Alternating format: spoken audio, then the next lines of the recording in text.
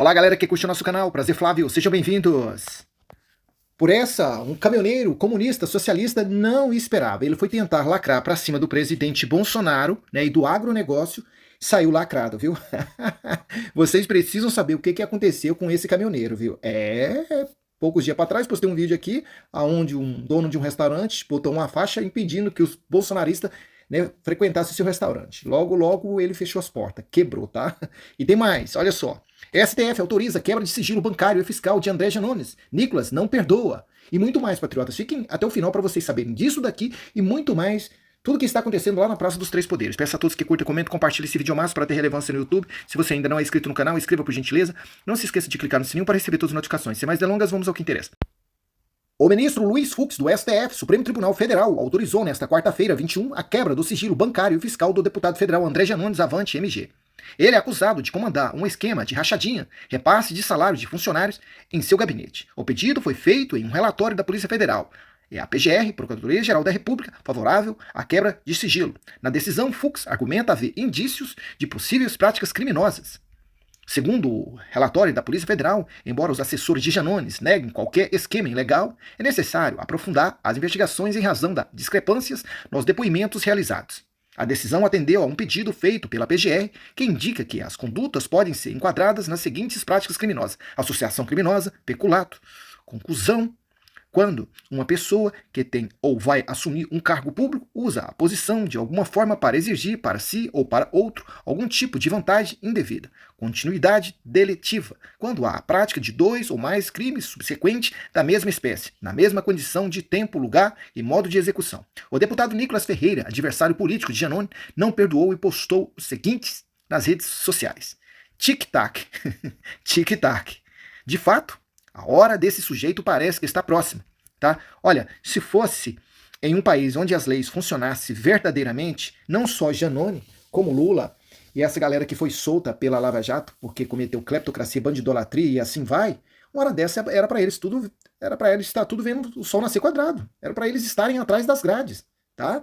Agora vamos esperar, né? Porque poucos tempos atrás, os funcionários que trabalhavam para o Janones, né, através de um vídeo, eles estavam acusando o Janones da prática de rachadinha. Passou um tempo, os funcionários disseram que tudo aquilo que eles falaram foi um equívoco, né? Vai saber o que o Janones falou para eles. Mas só que agora o ministro do STF, Fux, mandou quebrar sigilo bancário, né, telefônico e assim por diante. Quer dizer, quem não deve não teme, né, meu irmão? E isso não deveria só acontecer com o Janones, não. Deveria acontecer com essa petezaiada toda.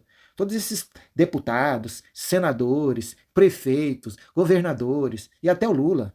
Mandar quebrar o sigilo, né, dessas reuniões, igual o Nicolas Ferreira pediu que quebrasse o sigilo da reunião que Lula teve com seus ministros a respeito das palavras dele, né, sobre Israel, tá? Se quebrasse o sigilo disso tudo, com certeza ia aparecer muita coisa dessa petezaiada, viu? Porque Lula já mostrou claramente quem ele é. E diga quem tu andas, eu digo quem tu és, né? O Nicolas Ferreira dá aquela enquadrada no vice-presidente da República. Agora vamos ver se ele, né, faz alguma coisa. Olha só, Nicolas relembra, post, desafia Alckmin a comentar fala de Lula. Deputado resgatou e exibiu a declaração sobre a comunidade judaica. Nesta segunda-feira, 21, o deputado federal Nicolas Ferreira relembrou um antigo posto do atual vice-presidente da República, Geraldo Alckmin, PSB, e ele também desafiou Alckmin a se manifestar sobre a declaração que Lula, PT, deu no último domingo 18, quando comparou a resposta de Israel ao ataque do Hamas com o massacre de judeus promovidos por Hitler. E aí, Geraldo Alckmin, gostaria de tecer algum comentário sobre a fala do Lula? Questionou. O post exibido por Nicolas Ferreira trazia uma observação antiga de Alckmin sobre a comunidade judaica. Na época, o político era governador de São Paulo. O judaísmo faz parte da cultura do nosso estado. Mais de 50% da comunidade judaica do Brasil está concentrada no território paulista, disse Alckmin por meio das redes sociais em setembro de 2015. Tá aí, né? Então, até o líder do PT foi contra as falas do Lula. Líder do PT no Senado critica falas de Lula sobre o Holocausto. Fere sentimentos, inclusive meus, diz Jacques Wagner. O senador Jacques Wagner, PT, PA, líder do governo Lula no Senado Federal, relatou nesta terça-feira que achou indevida a comparação feita pelo presidente no último domingo entre a morte de palestinos na faixa de Gaza e o extermínio de judeus na Alemanha. Não se traz à baila o episódio do Holocausto para nenhuma comparação, porque fere sentimentos, inclusive meus, de famílias perdidas naquele episódio, relatou o senador, que tem acidentes judeus no plenário da casa. Então, até Até o líder do PT foi contra as falas do Lula, gente. Só para vocês entenderem a gravidade dessas falas do Lula. Melhor dizendo, isso se enquadra como crime. Vocês viram aí que o presidente Bolsonaro, eles transformaram Bolsonaro em inelegível por pequenas coisas banais, sabe? Porque ele convidou, né, vários chanceleres de vários países, né, para debater aquela situação do ano de 2022 que vocês sabem o que se tratava. Eles tornou ele inelegível. E agora, com essa fala do Lula, com essa discriminação, com esse racismo, com isso tudo que ele fez contra o povo judeu e o que ele está fazendo, né, através dos bastidores, indicando pessoas contra a maioria da população brasileira de bem, contra os patriotas conservadores, né, contra os deputados e senadores conservadores que estão sendo perseguidos implacavelmente através, né, desses inquéritos cheios de vícios processuais. Na verdade, esse inquérito que o ministro Alexandre de Moraes está levando contra Bolsonaro não era nem para estar nas mãos do STF, era para estar numa instância normal. Mas aí vocês mostram claramente a perseguição implacável contra a ala conservadora. E isso foi demonstrado agora, não só no Brasil, como no mundo. Está vendo verdadeiramente quem é o Lulinha, paz e amor, porque de paz e amor não tem nada, gente. Eu vi o vídeo daquela menina, né, brasileira, a situação que ela passou, né, lá em Israel, quando o Hamas invadiu a cidade lá e eles estavam no festival, sabe? E eles acabaram, eles faziam as coisas com o pessoal e depois ficavam debochando, rindo da cara daquelas pessoas que eles estavam eliminando lá, gente. É uma coisa absurda.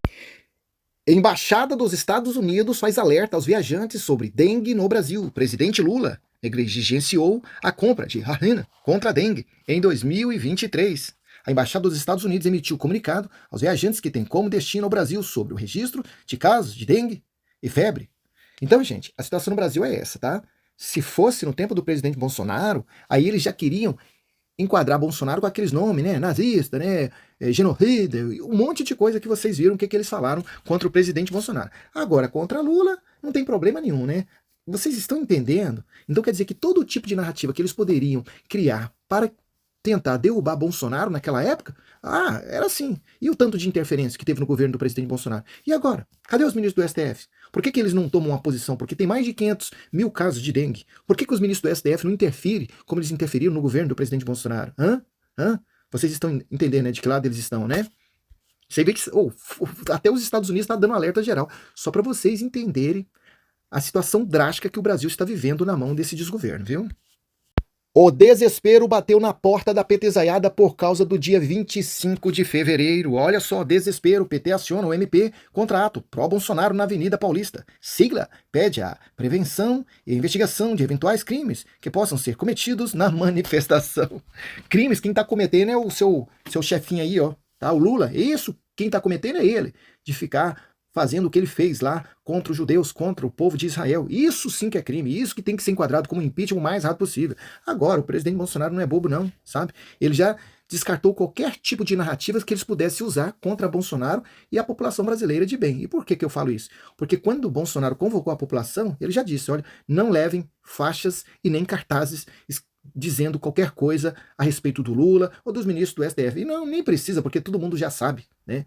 Então, Bolsonaro já descartou. E a população brasileira de bem vai lá pacificamente e ordeiramente. Vai a massa. Essa massa que Lula tanto sonha que não tem nas redes sociais e nem nas ruas, né? Hoje mesmo eu vi um vídeo de um cidadão brasileiro, onde ele pegou, estava filmando assim, mostrou a rua. Aí ele falou assim, ó, tá vendo essa rua aqui, nessa avenida aqui perto de casa, em uma cidade? Ele falou, ó, Lula não pode vir aqui de a pé. Se ele for, ele é vaiado, a galera expulsa ele daqui. Ele não pode. Ele não pode andar em lugar nenhum no Brasil, nem no antigo reduto da petezaiada dos comunas. Ele não pode. E agora, ele sabe que Bolsonaro tem a massa, tem a maioria da população brasileira ao seu favor, e eles estão aí desesperados, tá? Então, esses comunistas mostram claramente que eles são a minoria. E por que eles são a minoria? Eu vou fechar essa aqui com chave de ouro. Tá circulando aí nas redes sociais, eu já vi até o vídeo, né, desse caminhoneiro comunista socialista, aonde ele postou um vídeo aí, né, contra o presidente Bolsonaro, contra o agronegócio, né, contra a ala conservadora, dizendo que apoia Lula, dizendo que apoia essa militância comunista socialista, e ele é caminhoneiro. Ah, meu irmão, a alegria dele durou pouca, viu? A alegria dele durou pouca, porque os caminhoneiros ficou sabendo disso, os donos da empresa ficaram sabendo disso, e o que aconteceu? Foi rapidão, meu irmão. Mandou ele embora, mandou ele para o olho da rua. E agora pergunta se tem alguma empresa transportadora, né, que mexe com carga, interessa contratar esse senhor. Nenhuma, meu irmão. Se ele depender de trabalhar como motorista de caminhão no Brasil, ele vai passar fome. Ele pode arrumar outro emprego, outra profissão. E lembrando, conforme se a profissão que ele for arrumar e as pessoas conhecerem ele, também ele não vai conseguir trabalho na maioria dessas empresas, porque a maioria são ala conservadora. Aí eu vi o vídeo antes, na hora que ele começou a descer a lenha no presidente Bolsonaro, e depois eu vi o vídeo onde ele estava pedindo perdão. No vídeo que ele estava pedindo perdão, ele falou: olha, gente, eu não sou de ficar postando vídeos em grupos, né, falando, não, isso aí eu só falei para alguns amigos meus, né, brincando, num grupo lá, e eles pegaram e compartilharam em vários grupos, e aí depois aconteceu isso comigo. Eu tenho 62 anos de idade, e quase chorando, né? Olha, eu fui mandado embora. Eu sei que eu não fiz o que era para fazer certo. Eu errei. Peço desculpa para vocês. Eu sei que eu vou ter que pagar pelo meu erro, mas eu preciso de um trabalho. Vocês estão entendendo, gente, que eles são a minoria. Qualquer coisa que eles fazem com a ala conservadora, eles sofrem um efeito da punição na hora, né? Entendeu? Já que ele apoia comunista, socialista igual Lula, vai trabalhar para uma empresa comunista de carga de transporte, não é mesmo? Vai trabalhar para o MST. Agora pergunta se o MST quer contratar ele. Nem o MST, meu irmão. Nem eles mesmos gostam deles mesmo. Poucos dias para trás eu publiquei um vídeo aqui no canal onde um empresário, dono de um restaurante lá em Curitiba, colocou uma cartaz, uma faixa: proibido a entrada de bolsonarista no meu restaurante. Ah, passou poucos dias, o restaurante dele quebrou, fechou. Não tinha mais cliente, porque os clientes que iam lá eram os bolsonaristas. São os capitalistas, sabe? Porque os comunistas mesmo, meu irmão, não tem dinheiro. Fica aí no tal do pão e salame, sabe? Essa militância aí. E aí ele fechou. E aí depois ele veio nas redes sociais pedindo perdão, né, para a população brasileira, para os bolsonaristas, dizendo que foi um equívoco, que ele não é contra ninguém, que as portas do restaurante dele estão abertas e que ele está pensando de abrir novos negócios, né, com a culinária que ele sempre gostou de fazer. Tá aí, meu irmão. Quem lacra não lucra. Vai mais.